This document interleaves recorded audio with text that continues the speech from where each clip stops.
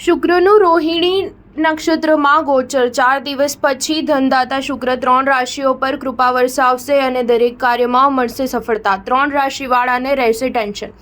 શુક્રના કારણે કોઈપણ વ્યક્તિને ધન, કીર્તિ, સુખ, શાંતિ અને ઐશ્વર્યની પ્રાપ્તિ થાય છે, કારણ કે શુક્રને ભૌતિક સુખ, સમૃદ્ધિ અને ઐશ્વર્ય માટે જવાબદાર ગ્રહ માનવામાં આવે છે। જ્યારે કુંડળીમાં શુક્ર બળવાન હોય છે ત્યારે વ્યક્તિ દુનિયાની કોઈપણ સુખ સુવિધાઓથી વંચિત રહેતો નથી, બલ્કि તેને દુનિયાની તમામ સુખ સુવિધાઓ માંગ્યા વગર જ મળી જાય છે। પરંતુ જ્યારે કુંડળીમાં શુક્રની સ્થિતિ સારી ન હોય તો વ્યક્તિને ખૂબ જ મુશ્કેલ પરિસ્થિતિઓનો સામનો કરવો પડે છે। જ્યોતિષશાસ્ત્રમાં શુક્રની રાશિ કે નક્ષત્રનું પરિવર્તન ખૂબ જ શુભ અથવા અશુભ માનવામાં આવે છે।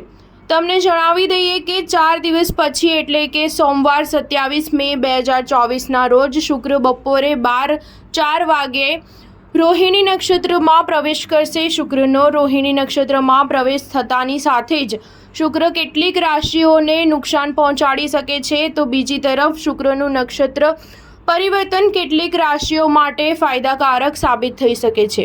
જ્યોતિષશાસ્ત્ર અનુસાર રોહિણીને 27 નક્ષત્રોમાંથી ચોથું નક્ષત્ર માનવામાં આવે છે। આ નક્ષત્રનો સ્વામી ચંદ્ર છે અને નક્ષત્રની રાશિનો સ્વામી શુક્ર છે। આ નક્ષત્રને 5 તારાઓનો સમૂહ માનવામાં આવે છે। આવી સ્થિતિમાં કેટલીક રાશિના લોકોનું માન સન્માન વધશે, શાંત સ્વભાવ હશે, તેનાથી વ્યક્તિ માનસિક તણાવથી રાહત મેળવી શકે છે। વૃષભ, સિંહ, તુલા આ 3 રાશિના જાતકોને શુક્રનું નક્ષત્ર પરિવર્તન નુકસાન કરી શકે છે। સ્ટાર ન્યૂઝ 7 હંમેશા સચ્ચાઈની સાથે।